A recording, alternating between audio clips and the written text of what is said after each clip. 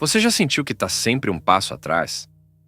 Que a vida, o seu trabalho ou as pessoas ao seu redor estão ditando as regras e você está apenas reagindo? A maioria das pessoas vive no modo defensivo. Elas esperam o golpe para depois tentar se curar. Elas esperam o problema aparecer para começar a pensar numa solução. Elas são como jardineiros numa guerra, perdidas no caos porque não conseguem ver além do presente imediato. Mas existe uma elite intelectual que opera numa frequência diferente. Pessoas que não olham para o que está acontecendo agora, mas para o que vai acontecer daqui a 3 dias. Em Plano Perfeito, o Spike Lee não entregou só um filme de assalto a banco. Ele deu pra gente um tratado sobre a arquitetura da antecipação. Através do embate entre um mestre do crime e um detetive que se recusa a ser um peão, a gente aprende que a inteligência não é sobre saber todas as respostas. É sobre saber exatamente qual peça o seu oponente vai mover antes mesmo dele encostar no tabuleiro. Hoje, no Ponto Zero, a gente vai dissecar a mente de Keith Fraser e Dalton Russell. Vamos entender por que a calma sob pressão é a arma mais letal que você pode ter e como você pode começar a pensar 10 passos à frente de todo mundo. Se prepara, porque a partir de agora, o jogo não é sobre quem tem mais força, é sobre quem tem a melhor visão.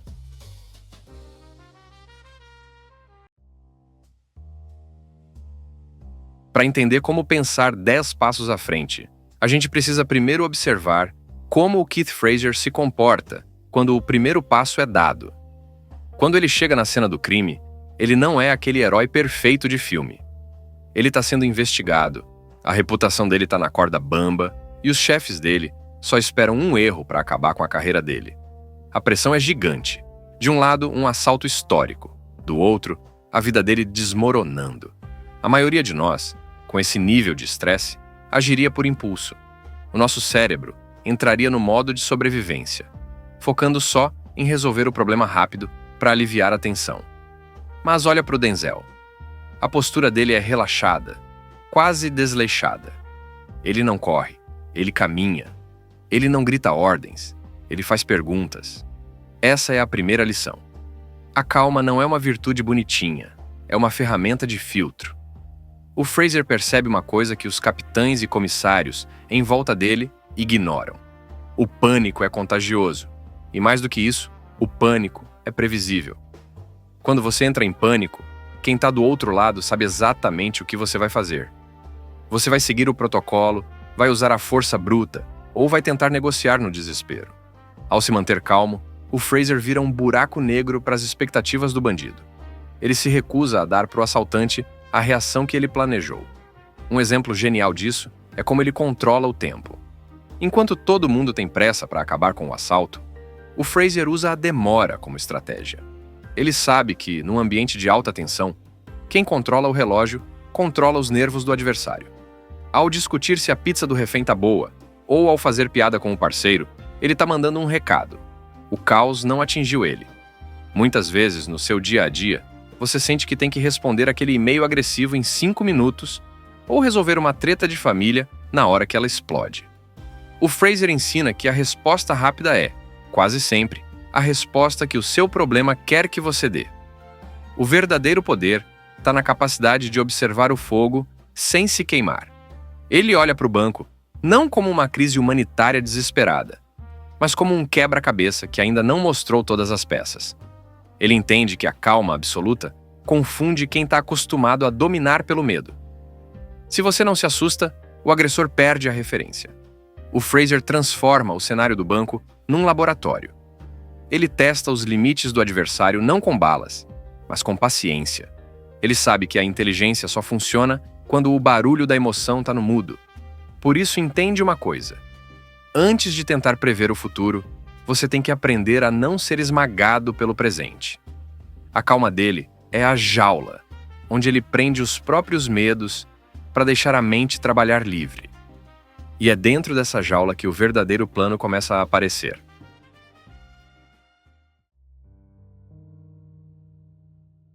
Agora que a gente já entendeu que a calma é a base de qualquer estratégia, vamos subir um degrau na análise.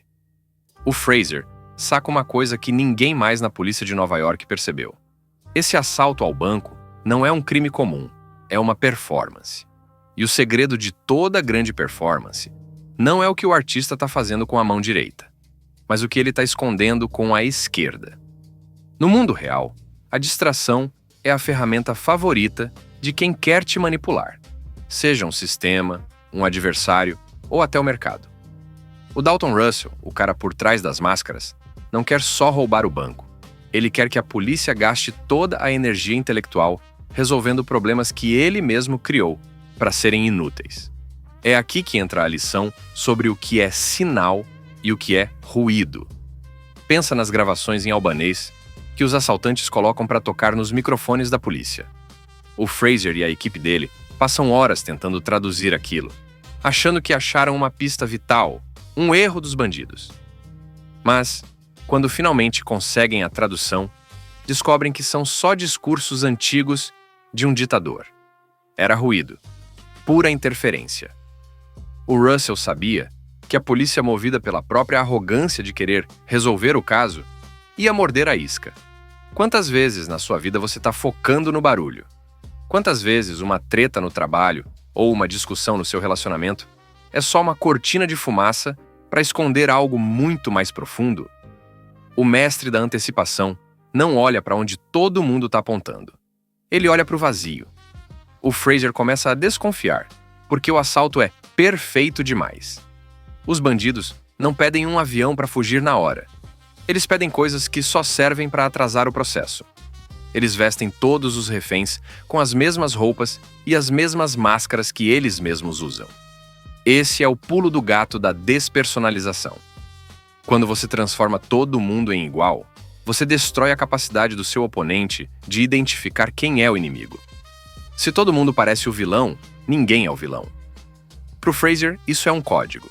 Ele entende que, se ele não consegue identificar quem, é porque o jogo não vai ser decidido por quem sai do banco, mas por quem fica lá dentro. A psicologia por trás disso é pesada. O ser humano tem uma necessidade biológica de rotular tudo. Amigo ou inimigo. Certo ou errado.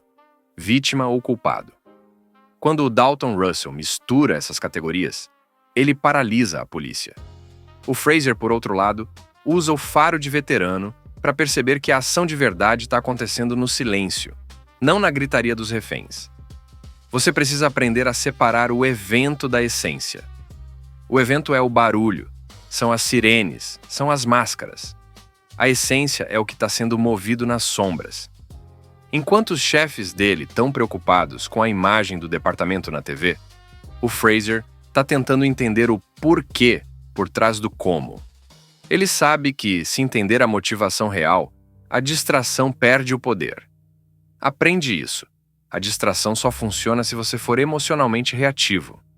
Se você cair na pilha da raiva, do medo ou da urgência, você vira um peão no plano de outra pessoa. O Fraser mantém o olhar clínico, questionando até o que parece óbvio demais, porque ele sabe que no tabuleiro dos grandes jogadores, o que é óbvio é quase sempre uma mentira muito bem contada.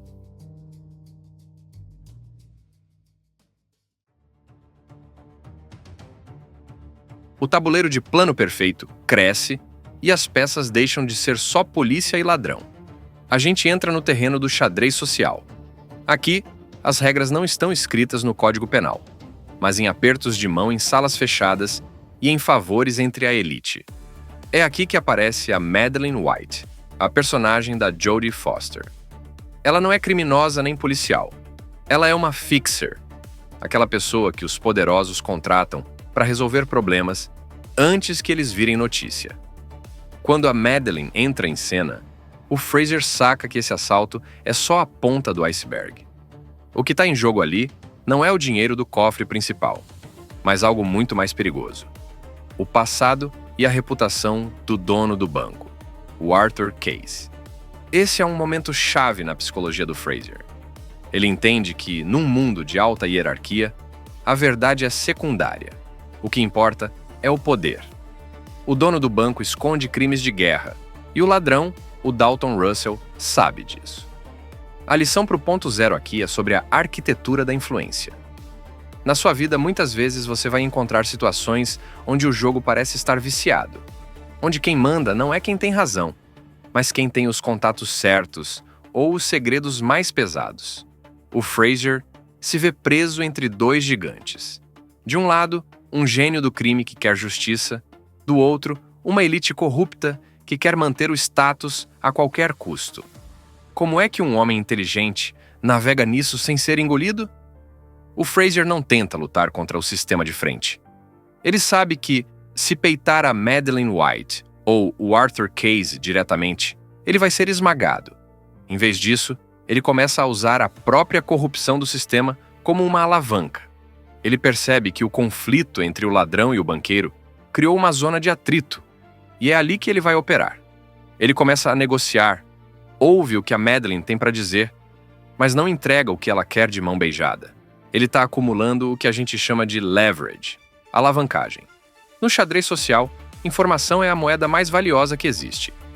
O Fraser entende que, a partir do momento em que ele descobre o segredo do Arthur Case, ele deixa de ser um simples detetive para virar um jogador perigoso.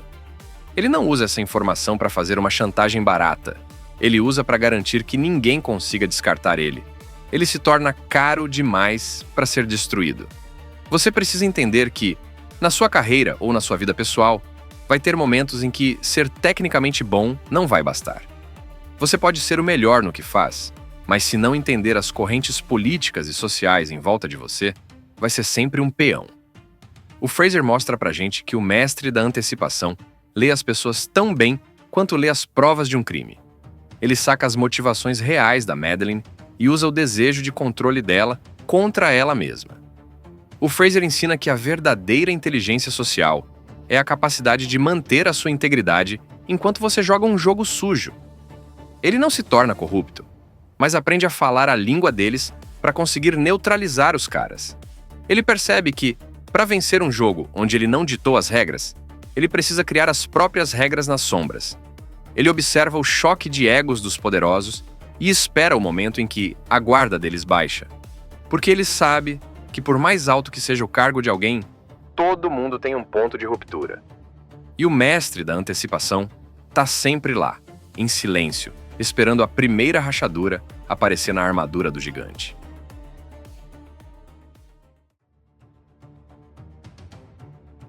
A gente chega agora no momento onde a realidade dá um nó na cabeça de todo mundo. A polícia finalmente invade o banco e o que eles encontram? Nada. Ninguém foi morto. Nenhuma nota de dólar sumiu do cofre principal. E, o mais bizarro de tudo, os assaltantes simplesmente evaporaram. Eles sumiram no meio dos reféns. Para os chefes do Fraser, o caso é um fracasso que dá vergonha. Para o sistema, é um mistério que precisa ser enterrado rápido para não queimar o filme de ninguém. Mas para um homem que pensa 10 passos à frente, o nada é a pista mais barulhenta que existe. O Keith Fraser entende uma lei fundamental da física e da psicologia. Nada some sem deixar rastro. Se o dinheiro não foi levado e os bandidos não saíram, a única conclusão lógica é que o jogo ainda não acabou. É aqui que a gente entra na análise da execução invisível. Enquanto o Dalton Russell estava ocupado criando todo aquele barulho que a gente analisou nos atos anteriores, ele estava literalmente construindo uma parede entre o que a polícia achava que estava vendo e a realidade. O mestre da antecipação sabe que o melhor lugar para esconder alguma coisa é bem na frente de todo mundo, desde que você mude o contexto. O Russell não tentou fugir por túneis mirabolantes ou helicópteros. Ele simplesmente criou um espaço morto dentro do banco. Uma parede falsa. Um pequeno vácuo físico, onde ele ficou escondido, em silêncio, enquanto a polícia revirava o prédio de cabeça para baixo. Ele esperou a urgência e o pânico dos investigadores passarem para poder sair calmamente pela porta da frente, dias depois. A lição aqui para você que acompanha o Ponto Zero é sobre os seus próprios pontos cegos. Muitas vezes, os problemas mais difíceis da sua vida não precisam de soluções mágicas, mas sim de uma mudança de perspectiva.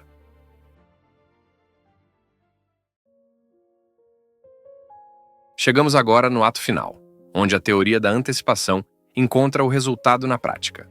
O caso de plano perfeito é oficialmente encerrado pelos chefões do Fraser. Para o sistema, foi um empate técnico. Os bandidos fugiram, mas o banco foi recuperado, e a imagem da polícia foi salva. Mas para o Keith Fraser, a história só termina quando a última peça se encaixa no lugar. É aqui que a gente vê a diferença entre um funcionário que só segue ordens e um mestre da realidade. A cena final é um dos momentos mais sutis e poderosos do Denzel Washington no cinema. O Fraser está entrando no banco, dias depois do assalto, e ele esbarra fisicamente num estranho que está saindo. Esse estranho é o Dalton Russell. Eles se olham nos olhos por um breve segundo. Não tem correria, não tem grito, não tem algema.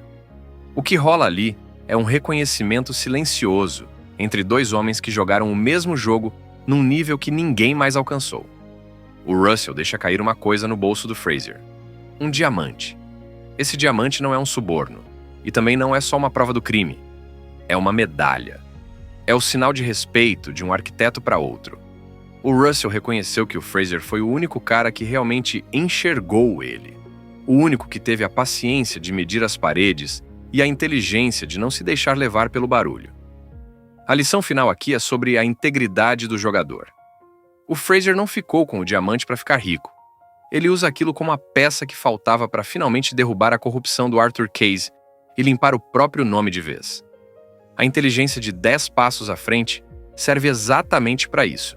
Para que, no final do dia, você não seja apenas mais uma peça descartável no tabuleiro de outra pessoa. O Fraser começou o filme como um detetive sob suspeita. Um cara que o sistema ia mastigar e cuspir fora. Ele termina como o único homem que é dono da verdade. Ele não precisou disparar uma bala sequer para vencer. Ele venceu porque dominou a arte de nunca perder o controle, mesmo quando o mundo em volta dele estava mergulhado num caos planejado. Para você que acompanha o Ponto Zero, a mensagem é clara. O mundo vai tentar te distrair com barulho, com crises urgentes e com máscaras de vilões que nem existem. A sua missão é ser como o Fraser. Cultiva a sua calma como se fosse a sua arma mais preciosa. Aprende a ler as entrelinhas e a medir os vazios que ninguém quer ver. Não tenha pressa de ganhar uma batalhazinha agora, se isso for te custar a visão da guerra completa. A antecipação não é um dom sobrenatural. É o resultado de uma mente que se recusa a ser reativa. Ser um mestre da antecipação significa que, enquanto todo mundo está celebrando ou chorando pelo que aconteceu hoje, você já está se posicionando para o que vai acontecer no ano que vem. Significa que, quando o seu adversário finalmente decidir agir, ele vai descobrir que você já esteve lá, já entendeu o plano dele e já deixou a sua marca no bolso dele. Se essa análise mudou a forma como você enxerga o controle da sua própria vida, se inscreve no Ponto Zero. Aqui, a gente não assiste filmes só para passar o tempo. A gente extrai as ferramentas para você construir uma realidade onde você é o arquiteto e não o refém. E me diz aí nos comentários, você é o tipo de pessoa que reage ao primeiro passo que a vida te dá, ou você já está planejando o 10º? Esse é o canal Ponto Zero. Valeu por assistir e lembra, no jogo da vida, a visão é sempre superior à força. Até a próxima!